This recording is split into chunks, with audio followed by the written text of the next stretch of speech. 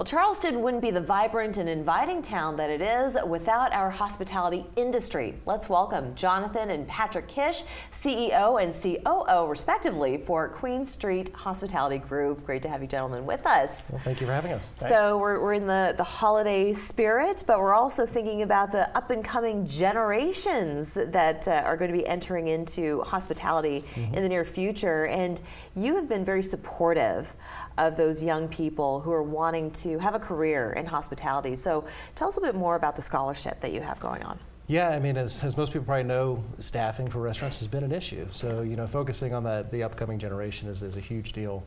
And so what we've done, is Queen Street Hospitality, the industry as a whole, but Queen Street Hospitality, we've created a scholarship.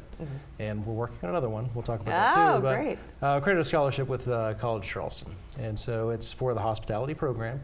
And it's for a couple things, somebody that's in need, somebody that is in the industry and wants to be in the industry. And so we really want to promote that. Yeah. And so started that after actually our father retired. So one of the thoughts was, do you throw a big party and spend a bunch of money and waste all this money in doing this, or do you put it towards good use? Yeah, indeed. Yeah. Now, Partick, with these young folks, how would you impart some of your wisdom and to help them in also an age that's changing? You guys are young, so you're hip to the evolving nature of just life in the world in general. So how would you move that forward? Have to have a passion for restaurants and the love for expanding your hospitality. That's probably one of our biggest things is hospitality forward, because it's fun. Yeah. You're having fun. And what does that mean, hospitality with forward? Like what would be some indicators of that? So it's the going above and beyond. It's the saying hello. It's the greet. It's the saying goodbye. It's everything. It's like a lot of times I equate it to like being a director on stage when we're like managing a restaurant. Sure. You're running around. You're making sure everybody's got what they need. You make sure the staff has what they need. Yeah. Happy chef, happy life. So everybody's got to be happy. Yeah, that is true. That's true. If you haven't caught Mr. Chow on Netflix, he treats his restaurants as a theater. You're all on stage. You're all performers. And I wanted to ask you, Jonathan, just about the state of hospitality before we got started. We were talking about the pandemic and how that affected businesses, and you survived and quite handily. So can you talk about a bit the state of hospitality now in Charleston? Well, I'm happy to hear you say handily. We handled it, but it was touch and go, for a while there, and especially most restaurants is, how are we going to survive this? I think some of the measures the government put in place helped significantly, with survival. Sure. And so staffing was definitely an issue that started prior to the pandemic, and then the pandemic exacerbated it. Yeah. And so that has been one of our big focuses from an industry perspective, as a whole, is how do we promote the next generation? How do we get staffing better? So whether we're doing that in Washington or we're doing it here locally in Charleston or the state, like what we're doing, what can we do to affect it too? Sure. But that's really it. Is now it's getting a little bit better. I'll just say it that way. It's getting a little better. Yeah.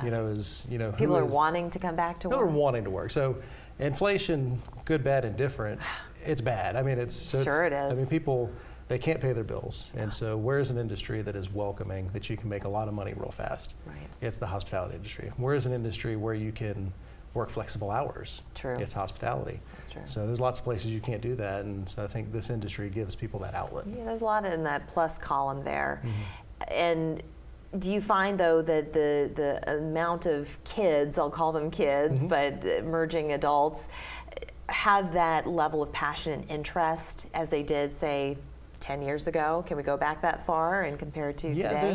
I'll say there's a little bit of a work ethic issue, to work through, and I think the pandemic didn't help with that. Of course. Is when you get to sit at home and make money, it's different. But even that aside, there's a little difference in work ethic. Sure. There's the sit at your desk jobs, and there's the actual work jobs. Right.